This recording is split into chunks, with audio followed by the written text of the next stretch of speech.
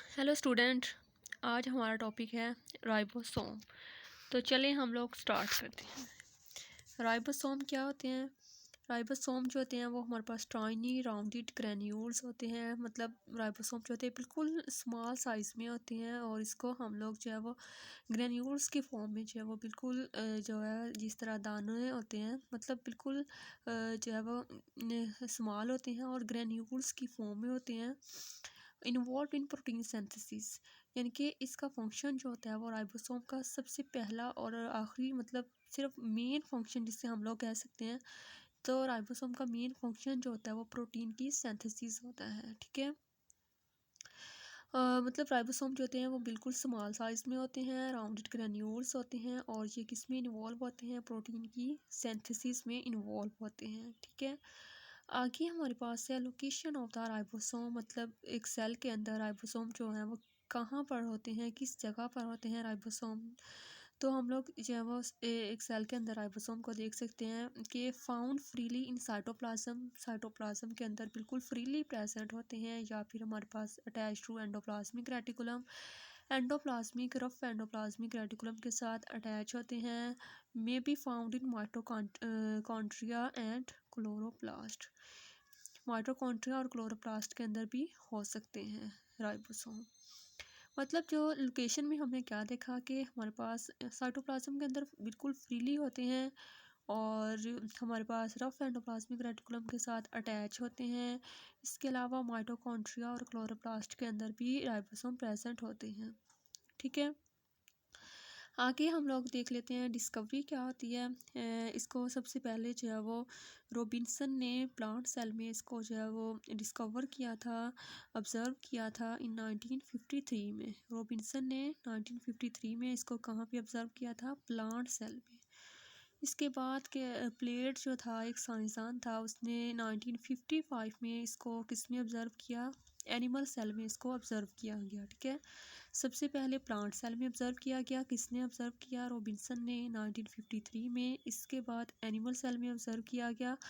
Animal cell में जो है वो प्लेट ने 1955 में इसको ऑब्ज़र्व किया। ठीक है। आगे हमारे पास आ जाता है साइज़।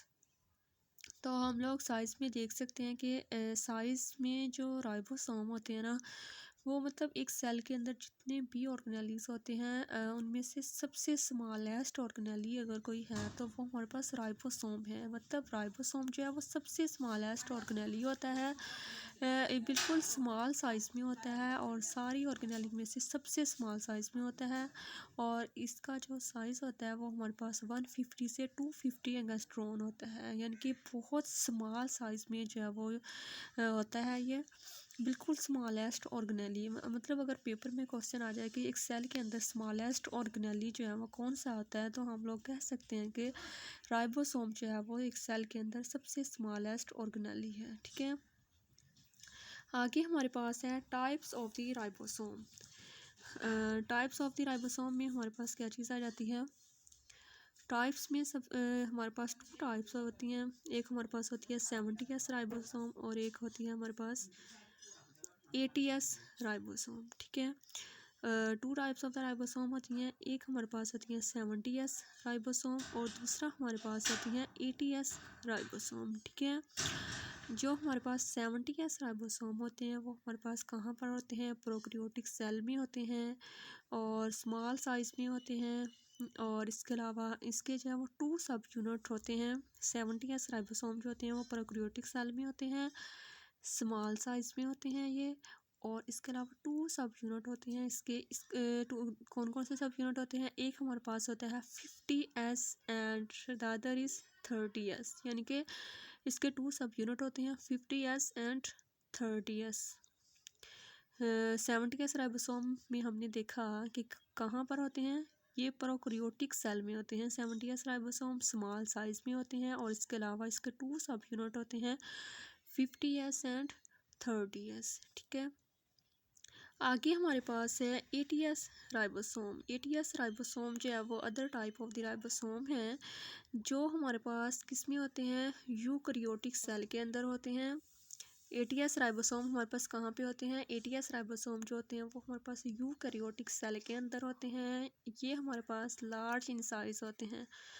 मतलब इसका बिल्कुल उलट होता है कि ये हमारे पास प्रोकैरियोटिक सेल में थे और ये हमारे पास यूकैरियोटिक सेल में है। ये स्मॉल इन साइज थे और ये लार्ज इन साइज है। और इसके भी 2 सब यूनिट होते हैं। कौन कौन से? 60S and 40S। ठीक है, इसके भी 2 सब यूनिट होते हैं, 60S and 40S। ATS ribosome क्या होते हैं? यूकैरियोटिक सेल में होते हैं, लार्ज साइज में होते हैं और 2 यूनिट होते हैं इसके 60S एंड 40S। ठीक है, मतलब राइबोसोम जो होते हैं, जो भी राइबोसोम होता है उसके 2 सब यूनिट होते हैं, मतलब 2 पीसीस की फॉर्म में जो है वो एक राइबोसोम प्रेजेंट होता है। तो 70S जो राइबोसोम है उसके 2 सब यूनिट 50S एंड 30S हैं और 80S राइबोसोम जो है वो उसके 60S और 40S जो है वो इसके 2 सब यूनिट्स होते हैं। ठीक है, और आगे हमारे पास है number of the ribosome. Number of the ribosome जो है वो किस पे डिपेंड करता है कि एक सेल को कितनी नीड है प्रोटीन की। क्योंकि राइबोसोम का मेन फंक्शन क्या होता है? राइबोसोम का मेन फंक्शन तो प्रोटीन की सिंथेसिस है ना। तो एक सेल को कितने राइबोसोम एक सेल में हो सकते हैं वो किस पे डिपेंड करता है कि एक सेल को कितनी ज़रूरत है। मतलब हर सेल को जो है वो डिफरेंट जो है वो अमाउंट में प्रोटीन की जो है वो ज़रूरत होती है। तो उसमें डिफरेंट अमाउंट में जो है वो राइबोसोम की जो है वो डिफरेंट अमाउंट होगी, डिफरेंट नंबर्स होंगे। ठीक है, मतलब ये कि एक सेल को कितने राइबोसोम की ज़रूरत है वो किस पे डिपेंड करता है? वो इस पे डिपेंड करता है कि उसको प्रोटीन की कितनी ज़रूरत है। ठीक है, number of the ribosome depend upon the need of the cell for the protein synthesis. ठीक है, मतलब एक सेल को कितनी ज़रूरत होती है वो इस पे डिपेंड करता है प्रोटीन की। अगर एक सेल को प्रोटीन की ज़्यादा ज़रूरत है तो उसमें जो है वो राइबोसोम जो है वो ज़्यादा होंगे। अगर एक सेल को प्रोटीन की कम ज़रूरत है तो उसमें कम राइबोसोम होंगे। ठीक है, जिस तरह हम लोग देख सकते हैं कि ई कोली कंटेन 10,000 राइबोसोम। ई कोली में कितने राइबोसोम जो होते हैं? बैक्टीरिया में कितने राइबोसोम होते हैं? 10,000 राइबोसोम होते हैं। मतलब इसमें जो है वो प्रोटीन की एक यूकैरियोटिक सेल के मुकाबले में यहाँ पे प्रोटीन की कम ज़रूरत होती है, इस वजह से कम राइबोसोम होते हैं। ठीक है, और इसी तरह हम लोग देख सकते हैं कि एक मेम्ब्रियन सेल जो होता है उसमें कितने राइबोसोम होते हैं? 10 मिलियन राइबोसोम होते हैं। इससे हमें अंदाज़ा लगा सकते हैं कि मतलब जो एक यूकैरियोटिक सेल है या मेम्ब्रियन सेल है उसमें ज़्यादा प्रोटीन की ज़रूरत होती है। तो फिर यहाँ पे हम लोग देख सकते हैं कि ज़्यादा जो है वो राइबोसोम के नंबर हैं, मिलियंस में हैं। और जो बैक्टीरिया वगैरह हैं उनमें कम प्रोटीन की ज़रूरत होती है, इस वजह से उनमें कम राइबोसोम होते हैं। केमिकल कंपोजिशन, एक राइबोसोम किससे मिलकर बना होता है? कौन कौन सी सबस्टेंस होते हैं, केमिकल कंपाउंड होते हैं जिनसे मिलकर बना होता है? तो हम लोग देख सकते हैं कि equal amount of protein and ribosomal RNA यानी कि आरआरएनए।